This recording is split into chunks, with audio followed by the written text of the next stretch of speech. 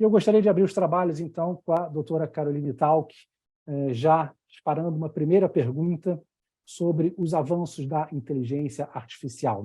Essa inteligência artificial já efetivamente avançou no processo criativo? Podemos dizer que a inteligência artificial é criadora de conteúdo, é criadora de obras artísticas ou industriais? Qual é a sua opinião, doutora Caroline, por favor?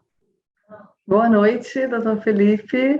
Quero agradecer o convite. É sempre um prazer estar no IDS com vocês que estudam um tema que me é muito caro, que é a propriedade intelectual. Cumprimento meus colegas de painel, doutor Felipe Medon, doutor Lucas Chirro, que eu acompanho o trabalho dos dois, admiro muito, leio muitos textos deles, tenho os livros dos dois, inclusive.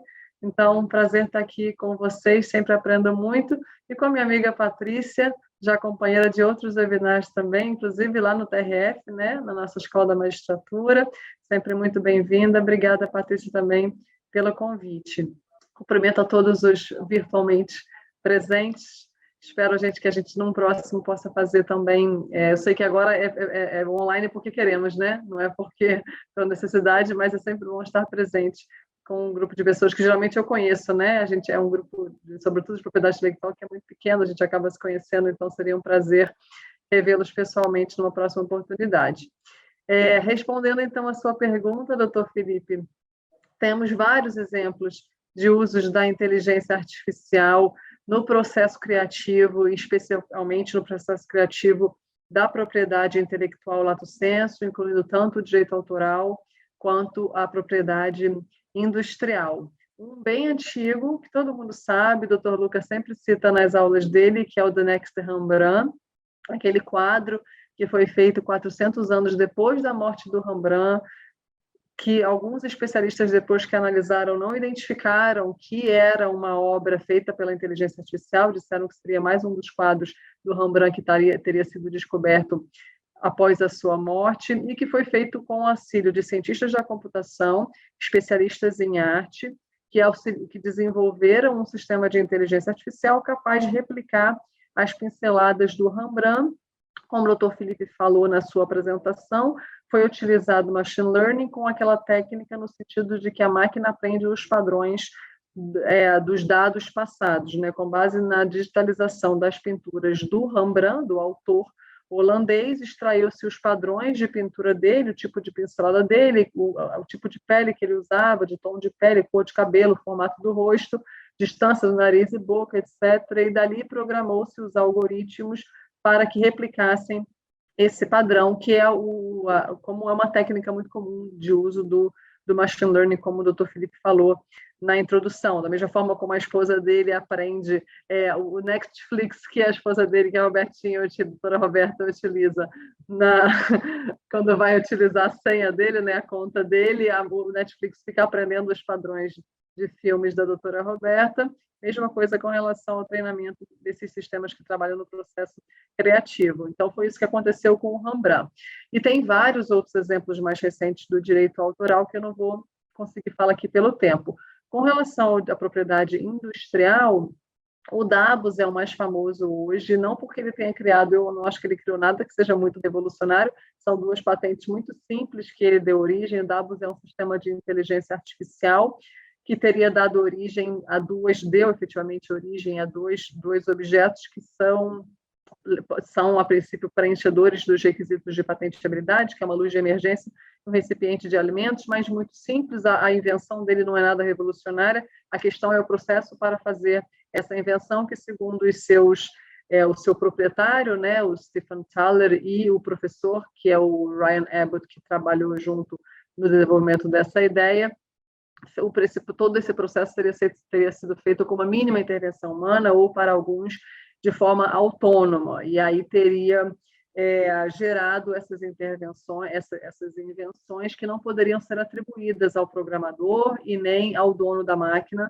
teriam que ser atribuídas à inteligência artificial em razão dessa mínima intervenção humana. Eu não gosto muito de utilizar essa palavra autonomia, porque dizer que a máquina é autônoma significa dizer que ela teria a ideia de ter tido a fazer aquela invenção, ela teria feito o seu treinamento, já que ela é autônoma, né? A gente sabe que a participação humana é muito intensa, ainda que não se possa dizer que o humano sabia qual era o resultado da máquina, acabou que dependeu mais da atuação da máquina do que da atuação humana, essa escolha do resultado, na verdade, teve toda uma atuação humana para chegar até o resultado que a máquina produziu. Então, dizer que a máquina é autônoma, eu acho que gera mais confusão do que esclarecimentos nesse tema. Mas, de toda forma, a gente tem que reconhecer que o humano não sabia que a máquina geraria aquele resultado. Dependeu, de fato, da atuação da máquina, dessa interação da máquina, dos algoritmos com os dados de treinamento, então isso ficou imprevisível para o programador, esse resultado final. Esse é um exemplo mundial que chegou, inclusive, no Brasil, o INPI decidiu esses dias, não é, doutor Felipe? Administrativamente, o caso Dabos, e aí não sei se vai chegar ao judiciário, vamos ver, mas esses são dois exemplos bem simbólicos da atuação da inteligência artificial com a propriedade intelectual hoje. Perfeito, obrigado, doutora Carolina. Então, pela sua explicação, o ser humano ele participa de forma substancial na programação daquele algoritmo, enfim, daquele sistema de inteligência artificial. Ele evidentemente faz uma calibragem, indica padrões, mas ele não tem capacidade de prever o conteúdo. São decisões, utilizo suas palavras, são decisões tomadas pela tecnologia, pelo algoritmo de inteligência artificial que irão determinar o resultado final. Então, com base neste racional, nós poderíamos dizer que existe uma autoria não humana dessa obra? Então, já é esse nível de criatividade da intervenção da inteligência artificial, ou ainda não estamos nesse estágio? É a pergunta do momento, né? Pelas leis, assim, imaginemos agora que esse caso, o caso Dabos foi levado para o INPI, eu não vi a decisão, mas eu imagino que tenham negado a autoria. Os outros países negaram a autoria para o Dabos, dizendo que a máquina não poderia ser considerada inventora, ou a autora dessa invenção teria que ser necessariamente uma pessoa humana, porque as leis atuais, tanto a brasileira quanto as leis dos outros países, né, a que é utilizada na União Europeia, a americana, reconhecem que é um humano o inventor, ou o autor, porque o nosso sistema é antropocêntrico. Ele foi criado para proteger a criação humana, o que Gama Cerqueira, né, fala que é criações do espírito humano, né? Então, teria que ser qualquer coisa relacionada ao espírito humano, a máquina não estaria protegida. Então, pela lei, a autoria não humana não poderia ser acolhida. O nome do caso é Dabus. Alguém perguntou aqui embaixo. O nome do caso é Dabus, D-A-B-U-S. D-A-B-U-S. Então, a autoria não humana, pela legislação, não poderia estar protegida. Esse é o entendimento até agora. O que a gente tem é duas opções. Cabe ao judiciário ou ao administrador, mas eu acho que o administrador fica mais limitado em razão do princípio da legalidade, né? Tem que se ater ao que determina a lei. Mas caberia ao judiciário interpretar essa norma de forma evolutiva para dizer que se essa lei foi feita numa época em que só homens criavam. Se hoje homens e máquinas podem criar, então deveria haver uma interpretação evolutiva da legislação de propriedade intelectual, inclusive a brasileira, no sentido de que deve ser acolhido também a proteção para máquinas, porque para criar um incentivo, que é a razão de ser da propriedade intelectual, né, para criar um incentivo adequado para que continue havendo pesquisa e desenvolvimento nessa área específica da criação por máquinas, pela inteligência artificial.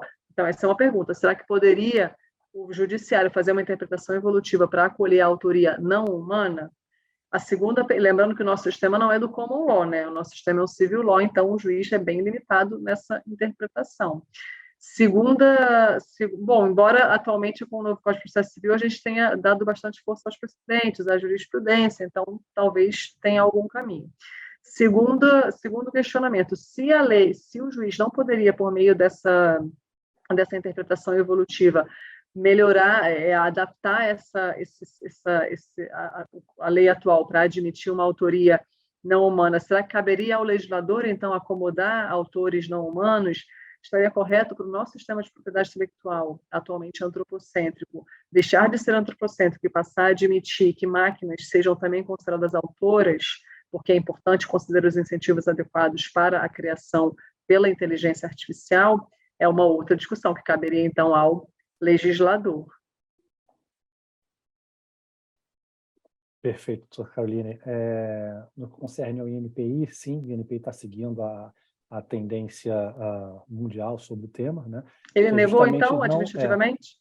de não entrar no mérito, né, se existe processo criativo ou não, mas simplesmente analisar de forma fria a lei, dizendo, olha, a lei não prevê a possibilidade de autoria não humana, né? Então, ele não entrou no mérito ali da criatividade ou da inventividade, né, no caso. Que é o que muitos fizeram, né? Sim, todos estão saindo pela tangente, né? Ele da questão legislativa, né? E aí a doutora colocou muito bem, resta saber como o judiciário irá interpretar essa questão, né? Se haverá uma interpretação mais flexível da lei ou não. Voltando agora ao tema de propriedade intelectual e de autoria, gostaria de ouvir mais uma vez a doutora Caroline, agora com uma questão um pouco mais desafiadora. Doutora Caroline, quais são os prejuízos efetivos se não for reconhecida a qualidade de autor às máquinas? Quais são os reflexos que você enxerga sobre esse tema? Eu acho que esse tema vai ter muita divisão entre os que vai ficar bem meio a meio, assim, né? Como se fosse aqueles temas das patentes, que uma metade defende genéricos, a outra metade defende a indústria da pesquisa e desenvolvimento.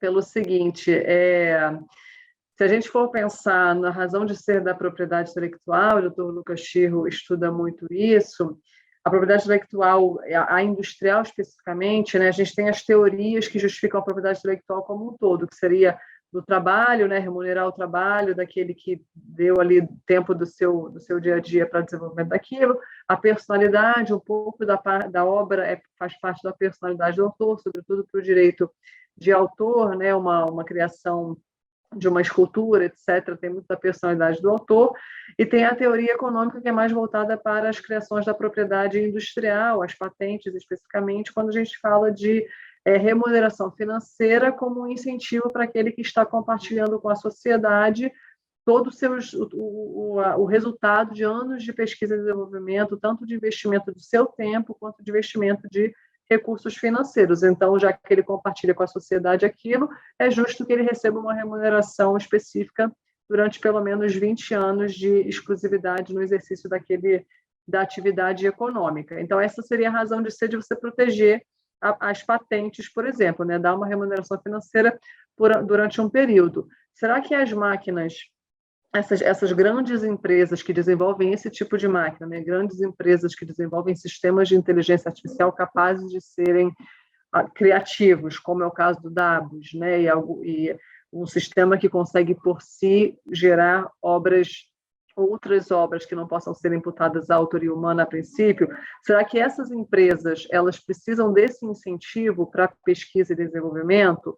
Elas precisam dessa remuneração financeira, né, desse retorno financeiro em razão delas terem investido anos e anos em pesquisa e desenvolvimento, ou será que elas conseguem outras formas de recuperar os seus custos? A propriedade intelectual é só uma das formas de incentivo para aquele que está inovando. O inovador, o inventor, pode obter outras formas de incentivo que hoje já existem, né? A pessoa pode, por exemplo, receber um prêmio porque criou uma grande invenção, e aí a patente não seria a única forma de incentivo para ela criar. O prêmio, por exemplo, seria uma forma de incentivo para a sua criação.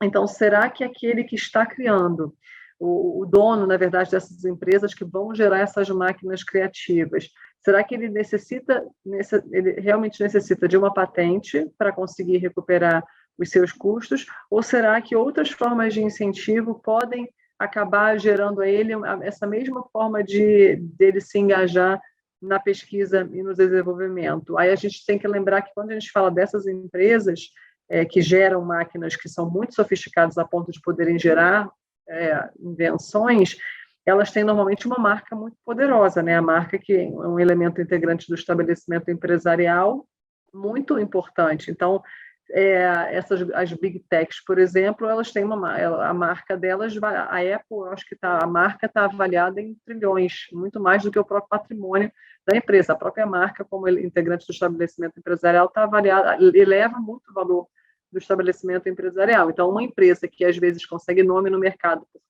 criar máquinas de inteligência artificial que possam gerar obras, talvez a marca dela valorize muito, isso já seja uma forma de incentivo. Outras formas de incentivo acho que podem haver, né? Não necessariamente a patente. Eu não tenho opinião formada num sentido nem no outro, e, na verdade, eu acho que talvez acho que o mundo é mais tendente a fazer uma mudança na legislação do que deixar sem a proteção patentária, mas é só um chute, não dá para adivinhar.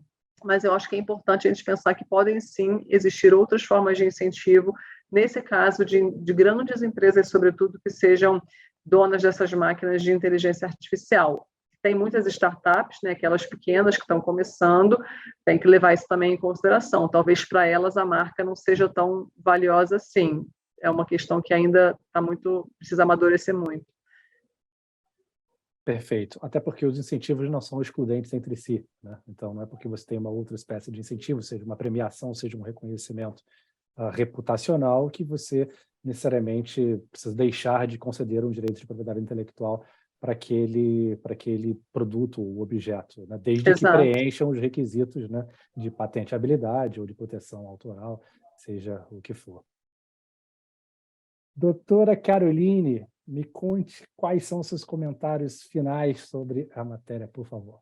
Eu anotei, Felipe, um comentário não relacionado à propriedade intelectual, dentro do que o doutor Felipe e o doutor Luca falaram, e outros que eu queria mencionar relacionados à propriedade intelectual, porque eu falei só de propriedade intelectual, né? Mas o Luca falou sobre a questão da moderação do conteúdo, que é um tema que eu tenho lido muito, talvez em razão da atuação do judiciário intensa nessa moderação, nessas reclamações que chegam para o judiciário relacionadas à moderação de conteúdo de rede social. Pela nossa lei eleitoral, por exemplo, não pode ter disparo em massa de mensagens, né? O WhatsApp, por exemplo, não pode fazer aquele disparo em massa de mensagens porque pressupõe-se que é de um robô. E aí não pode ter isso, a nossa lei proíbe. E aí, atualmente, o próprio WhatsApp está utilizando a inteligência artificial para esses serviços de mensageria em geral, né? Estão utilizando a inteligência artificial para ajudar nessa moderação.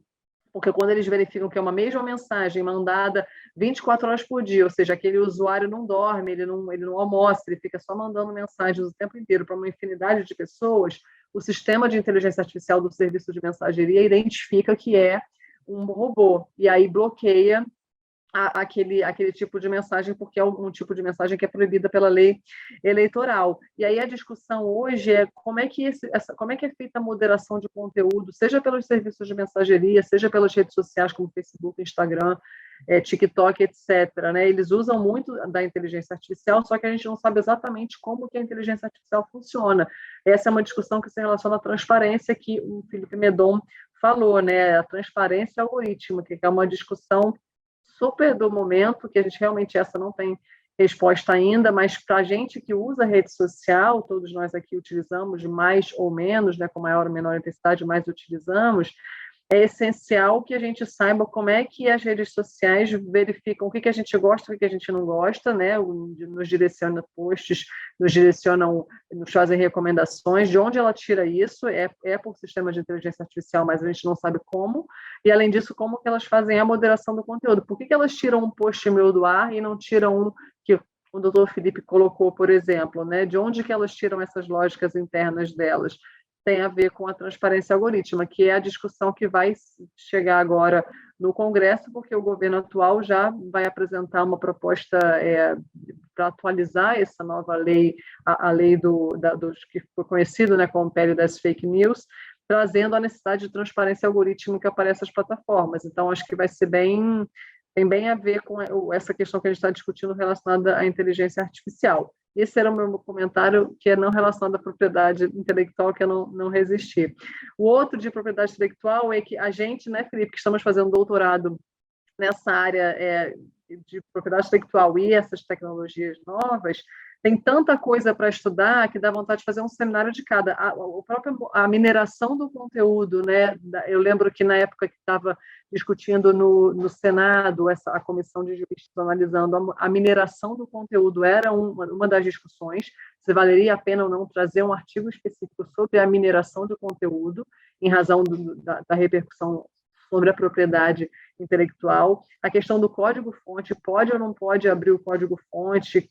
O código-fonte resolve para fins de transparência ou não? Como fica a questão do segredo comercial? É uma outra área muito importante para a gente, que gosta da propriedade intelectual e que merece ainda ser muito explorada. E a questão da proteção da base de dados, né? Aquela base de dados que é utilizada para o treinamento de sistemas de inteligência artificial. Como é que fica a proteção dos dados que estão ali, que muitas vezes são protegidos por direito autoral, etc. Então, são temas que, para quem é da propriedade intelectual, uma infinidade de temas relacionados à inteligência artificial. Precisamos nos dedicar mais a estudar isso. E, por fim, eu queria dizer que eu falei aqui do Davos, por exemplo, ou do Rembrandt, que seriam obras que têm uma maior participação da máquina, talvez, e menor humana, mas hoje a gente tem a inteligência artificial atuando muito como ferramenta para o ser humano já hoje, presente, já há algum tempo. A OMP, né, a WIPO, né, em inglês, mas a OMP já divulgou vários estudos dizendo que aumentou muito o número de invenções que são feitas com sistemas de inteligência artificial como uma ferramenta, não excluindo a autoria humana, só auxiliando a autoria humana. A autoria continua sendo humana, mas cresceu muito de 2014 para cá. Japão, Estados Unidos e China são líderes em invenções, em pedir patentes em que haja algum tipo de inteligência artificial indicado ali no relatório descritivo como auxílio para a obtenção daquela invenção. Então, já é uma realidade hoje, não é algo que só existe no Davos. O Davos é um caso atípico porque tem uma maior participação da máquina, mas no nosso dia a dia, inclusive para as vacinas, a inteligência artificial atua muito como ferramenta para a criação humana. Perfeito. No exemplo do Davos, realmente talvez o nível de criatividade ali esteja, enfim, ainda relativamente incipiente, mas nós já temos ferramentas absolutamente fantásticas, como está na moda hoje, não podemos deixar de mencionar, né? O ChatGPT e o seu primo ali, o DALL-E, né? Que é o criador de imagens, né? Que esse sim tem um processo criativo fantástico, né? Lembrando aqui para os estudantes que o uso na academia de textos gerados por ChatGPT evidentemente é um motivo de pauta e preocupação em todas as universidades. Na minha opinião, ainda que você não tenha dificuldade em caracterizar tecnicamente a cópia daquele conteúdo como uma violação de direito autoral, já que, como vimos aqui, é discutível a autoria do lado de lá, né, a existência de direito autoral por a questão da titularidade, mas, de toda forma, não deixa de ser um comportamento ético contrário ao que se espera dentro da academia, né? Você está assumindo como se fosse seu um trabalho que foi produzido por terceiros, ainda que não seja uma pessoa. Então, no mínimo, aí você tem uma questão de falsidade ideológica, de apresentar como seu algo produzido por terceiros. Então, vamos tentar evitar o uso na academia, o que não impede o uso para fins de pesquisa, né? Evidentemente.